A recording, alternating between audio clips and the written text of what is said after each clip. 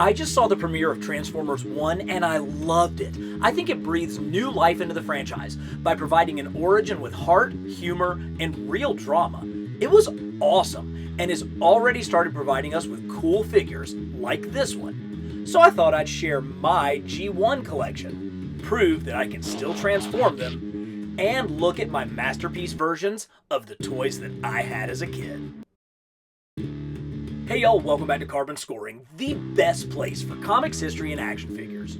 Transformers were the last line of toys I really collected during my childhood, so I have focused my adult collecting on the robots in disguise that I had as a kid, replacing the originals from the 80s with modern versions that are truly engineering works of art.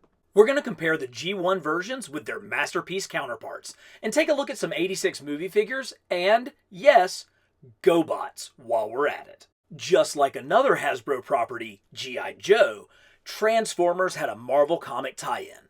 The first issue was absolutely brilliant, introducing the entire mythology, from Cybertron to the Ark to these incredible spreads by artist Frank Springer, where our G1 Decepticons and Autobots were introduced, all with a quick blurb establishing each's key personality traits. Marvel writer and editor Bob Budiansky came up with the identities of all the characters and the basic backstory over the course of a weekend. These are his actual hand-typed profiles from November of 1983. For his contributions to the franchise, he was one of the first humans inducted into the Transformers Hall of Fame in 2010. But unlike G.I. Joe, where Larry Hama's comic run became the undisputed canon for the series, it felt like the core Transformers story was told through the animated series, culminating with 1986's Transformers the movie. More on that later. So let's look at each of my original G1 Transformers and compare them to their updated versions. We have to start with the main man, the leader of the Autobots, Optimus Prime. Optimus was my big Christmas present in 1984, and this is my original cab. You can see his right smokestack is broken, and all the rubber wheels have rotted off. Prime has one of the simplest transformations, but aside from having to take his hands off, and these hands are actually from a later release, it is such a clean transition. I mean, who doesn't love a big red truck? Ooh, this monster is the Masterpiece 1 Optimus Prime, and I mean, it's huge. Look at this thing. I mean, it is absolutely massive.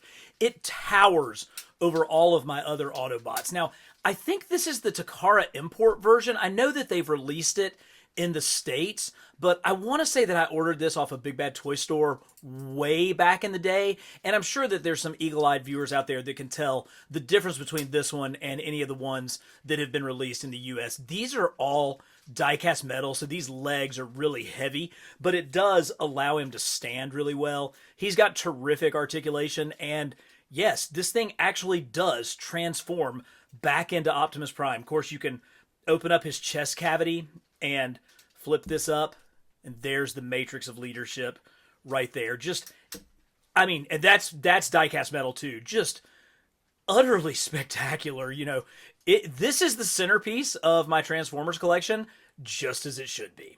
Wheeljack is the Autobot's inventor, kind of the brains of the operation. This was my brother's first Transformer. We'll see mine in a little bit. He transforms into a Lancia Stratos Turbo rally car.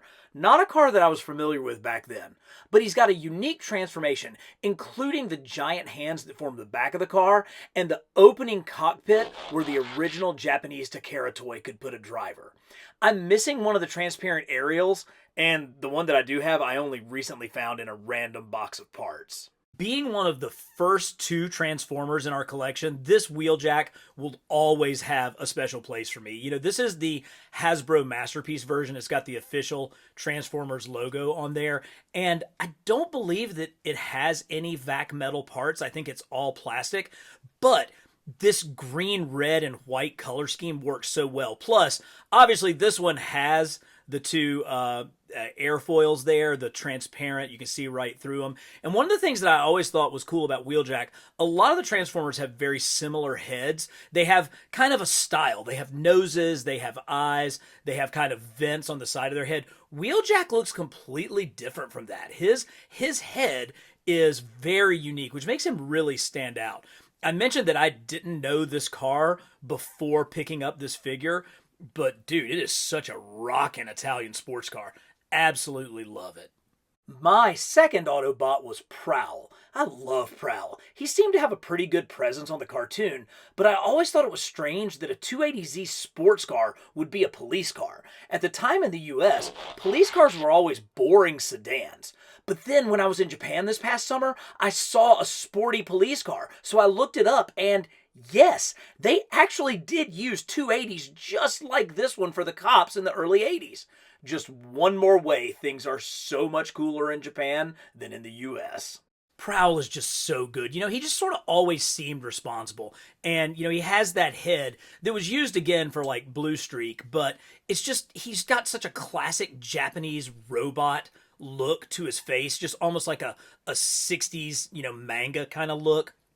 But then 280Zs were a totally hot car when I was a kid. Like, I absolutely recognize this Datsun 280 with its distinctive grille and those headlights. So seeing it in robot form was super awesome. I'm telling you, man, I was walking down the street in Tokyo and I'm like, oh my gosh, because it was like a 300Z. I mean, it was this or like a Supra. It was a really, really souped up sports car, police car. And I'm like, that's where Prowl actually comes from. So the rumors are true. They have way cooler police cars in Japan. Next up, my brother got Sideswipe as his second Autobot. Now, this was a vehicle every boy in the 80s was familiar with, the Lamborghini Countach.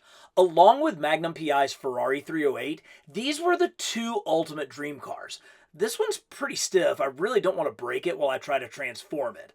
All of these original G1 figures were a combination of plastic and die-cast metal. It gave them real weight and, I don't know, it just made them feel kind of classy, I guess. Like, they weren't just plastic toys. Almost like they really could be robots in disguise.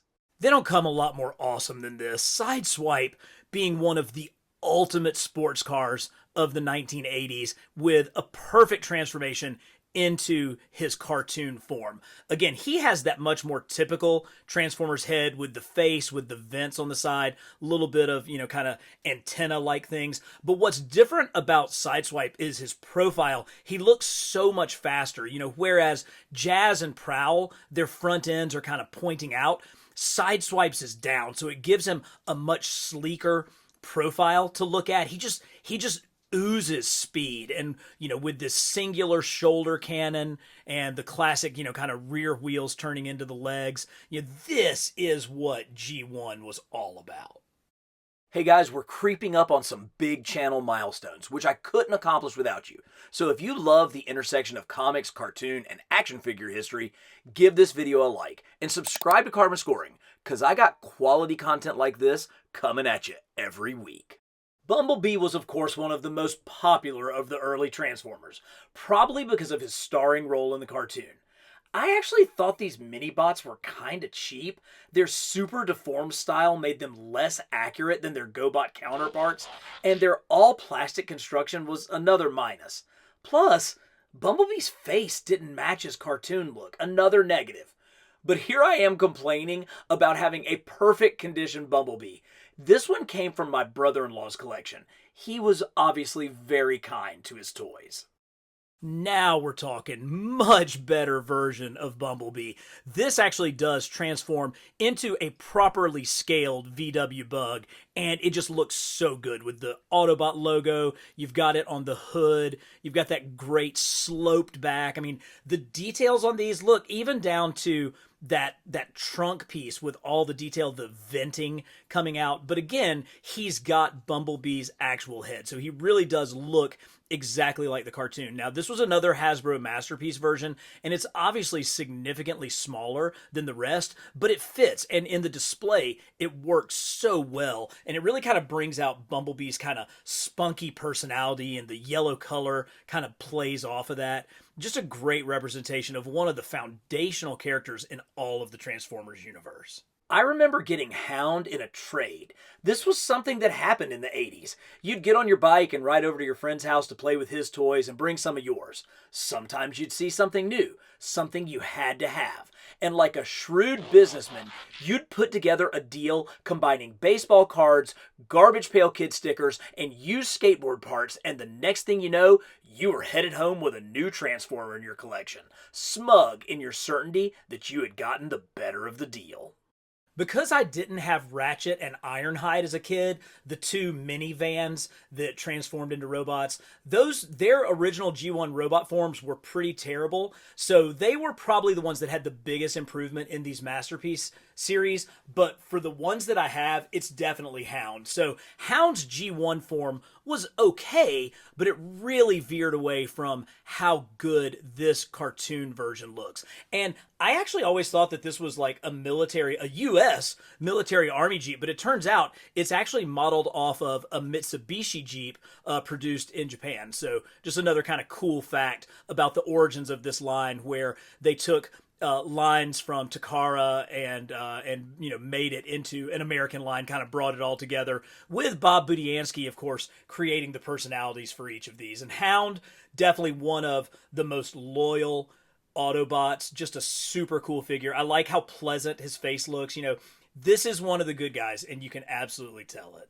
I think Grimlock was one of the last Transformers I ever got as a kid. This is one where I saved up birthday money and various scraps of change and picked this one up myself. With the help of my grandfather, of course, who took me to Kmart or Service Merchandise or wherever to grab this bad boy.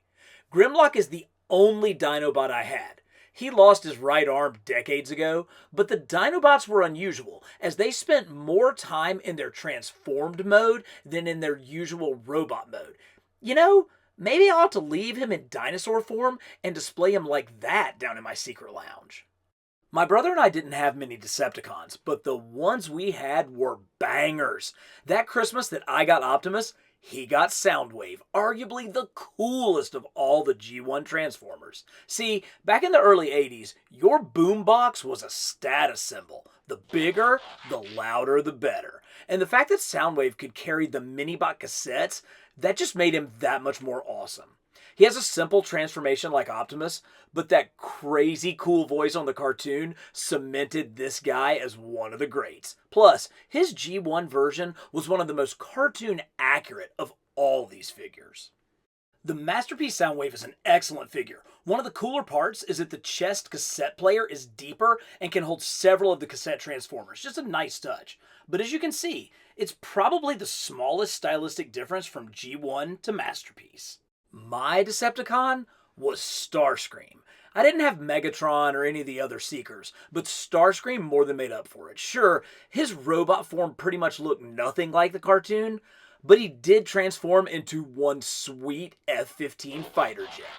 This was another 84 Christmas present, and that year my beloved Clemson Tigers were on probation, so no bowl games for us. So my dad, uncle, and my grandfather drove to Birmingham, Alabama for the Hall of Fame Bowl to see Kentucky beat Wisconsin 20-19. That car ride took forever, but I laid in the back of our station wagon and played with this Starscream the entire trip. Man, toys can really imprint memories on you.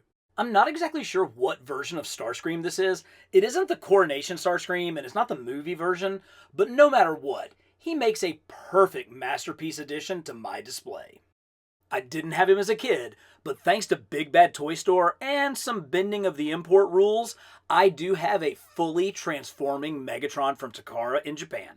He had to have orange caps placed on the barrels to get into the country, and while it was kind of touch and go as to whether we would actually get him, he is totally worth the wait. One more of my Christmas 84 figures was a total surprise, the Autobot spy Mirage. This wasn't a figure that I had asked Santa for, so that made it all the more special when I found him under the tree that year. I mean, transforming into a Formula One car is cool enough, but my favorite thing about Mirage is that he fit perfectly into Optimus Prime's trailer. You could just open up the back and he would roll right up the ramp and be ready to roll out and attack the Decepticons.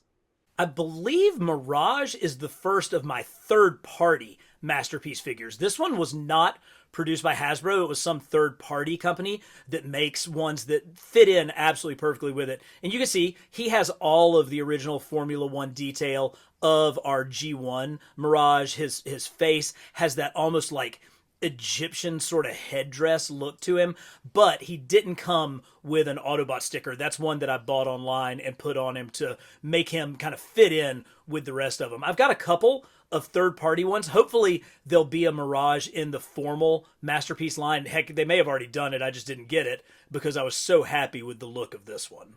Okay, get ready for a hot take. I kind of thought GoBots were cooler than Transformers. I know, right? But GoBots hit American shores first, and in my town, they were impossible to find. So, as a kid, I loved Hot Wheels and Matchbox cars, and GoBots were exactly these, but they turned into robots.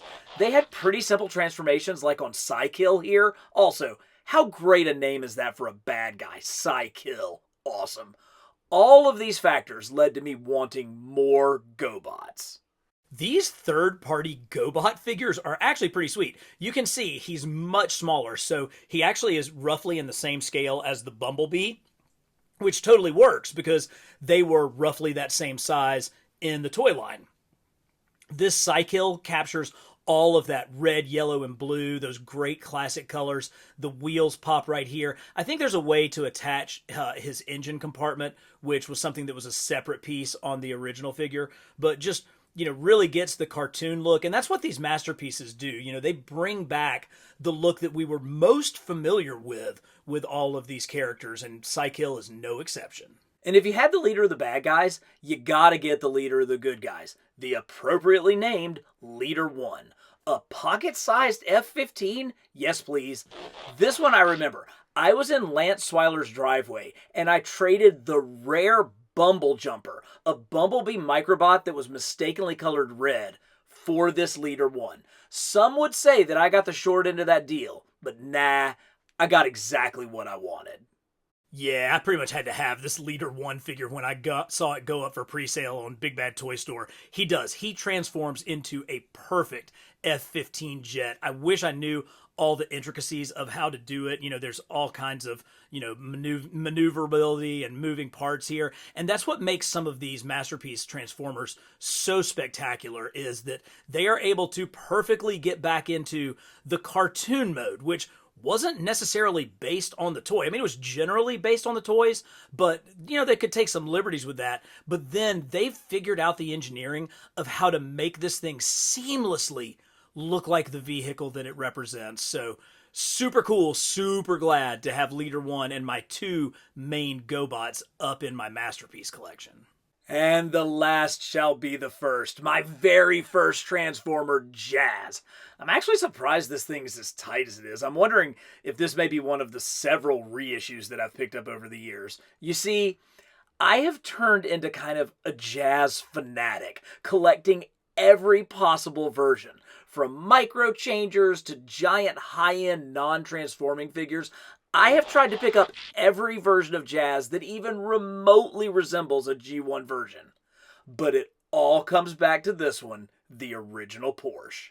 Okay, let's just be honest. I have a lot of Jazz figures. This is one of two third-party Masterpiece-style Jazz figures that I have. The other one is more accurate to the original G1 toy, whereas I feel like this one is much more accurate to the cartoon. A little bit of a simpler look to the grill, more cartoony. The heads are both absolutely perfect. And Jazz is a figure whose head in the cartoon really did match his G1 toy. So sometimes when you get it right the first time, you don't really need to change it.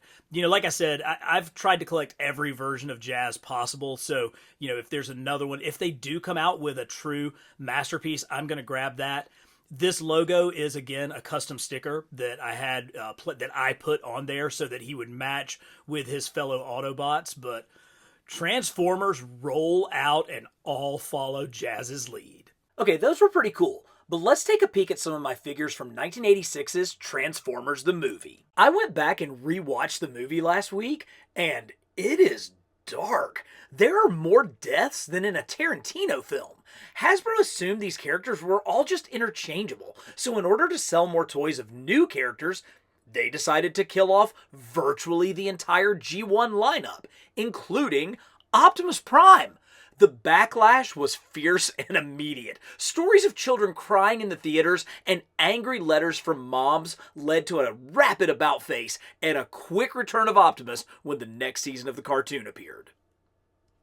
So this whole Transformers Studio Series 86 thing is kind of a new deal for me. I did not get in collecting these at the very beginning, so I have by no means a complete collection. And some of these are Studio Series. Some of them I think just really kind of fit in with the Studio Series. And part of the reason why I got into this was this recent 5-pack that I was able to order off of nerdzoic.com that has a bunch of the G1 cars, but in their much more cartoonish sort of shape. So here's like Sunstreaker, looking totally awesome. I think he's got a part maybe down in there.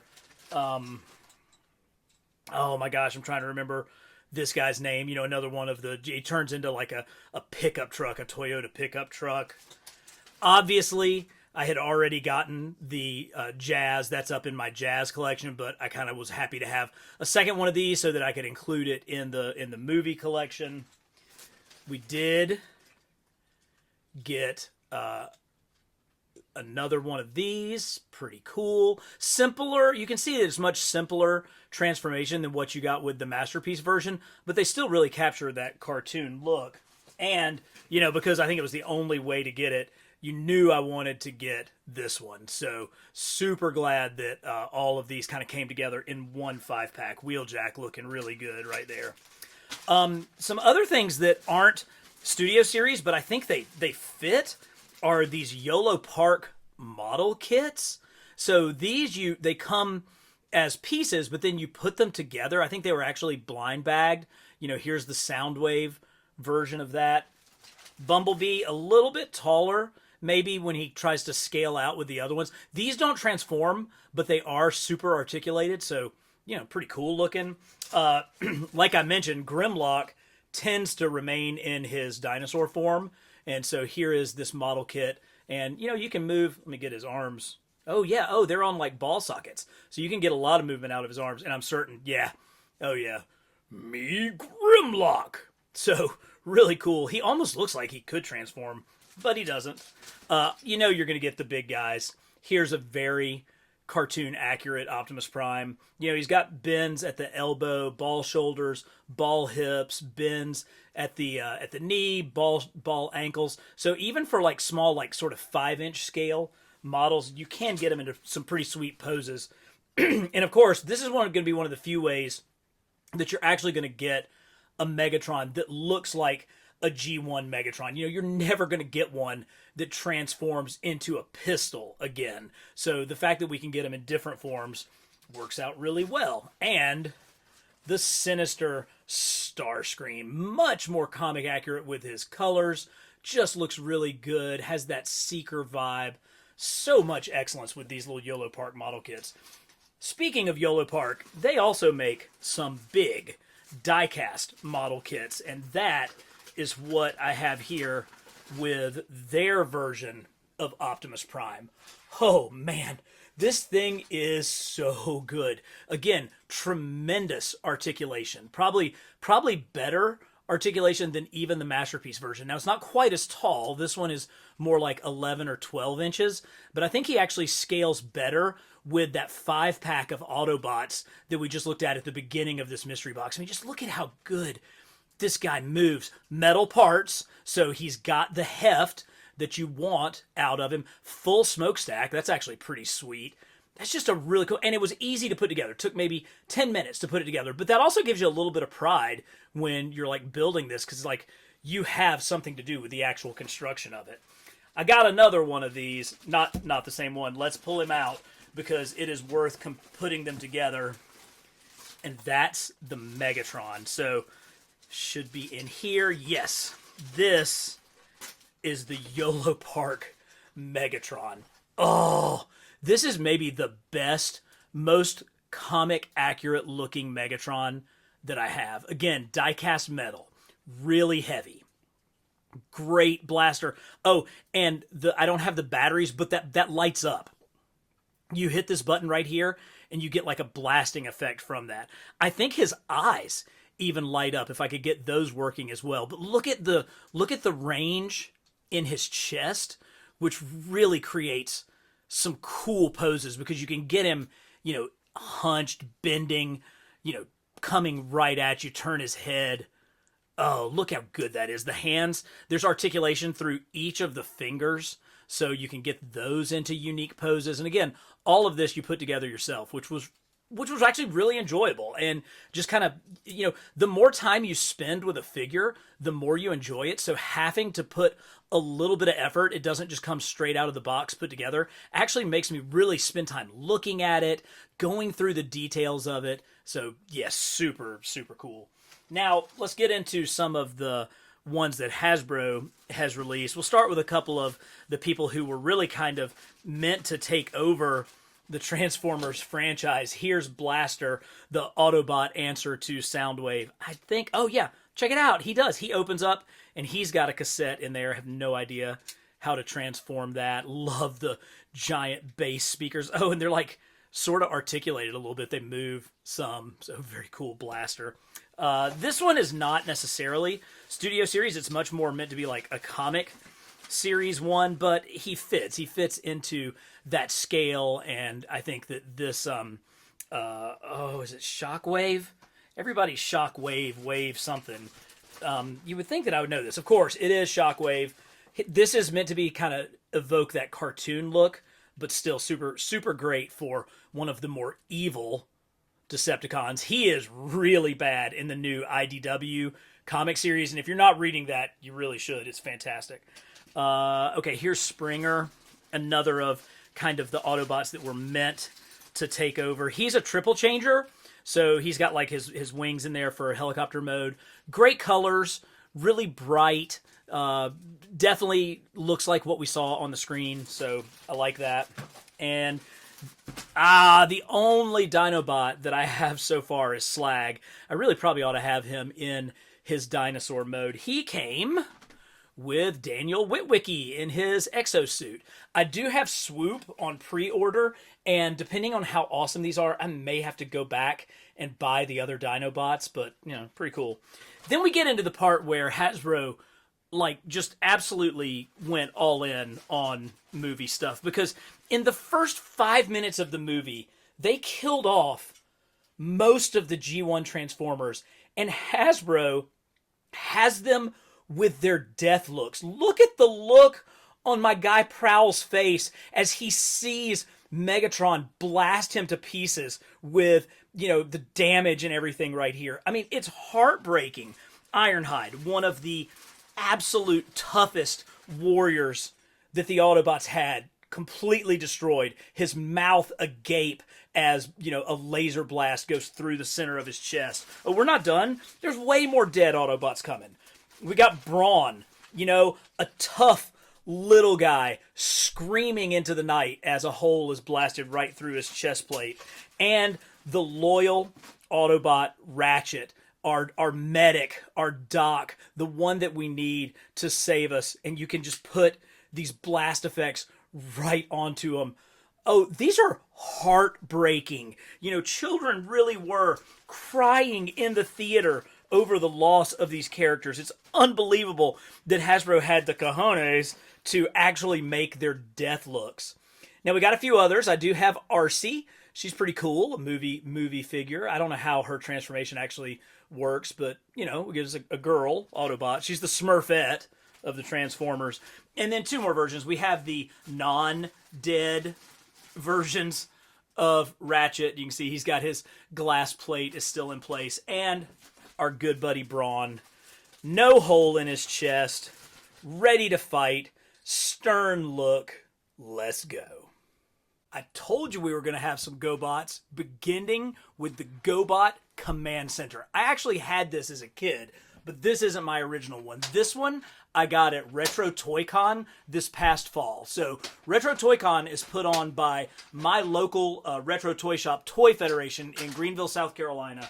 And they do such an incredible job. And I actually got this thing for like $10. Now, I did have to go and source some of these extra parts off of eBay, some of the hoses, a couple of the little extra things. But this command center was so fun, and because it's a GoBot, yes, it transforms. So I loved playing with this thing as a kid. It just had so many different play features that for $10 I had to have it. But let's take a look at some GoBots. They're just so cool. So this is obviously a Formula One car, and you kind of turn him like this, get his feet going, his arms pop out. Okay, let's see. We got to get his arms. We got to get his, there we go. Get like that. Some of them are easier to transform than others. I am obviously struggling with this one. Let's try a different one. So here's a GoBot that's like a forklift.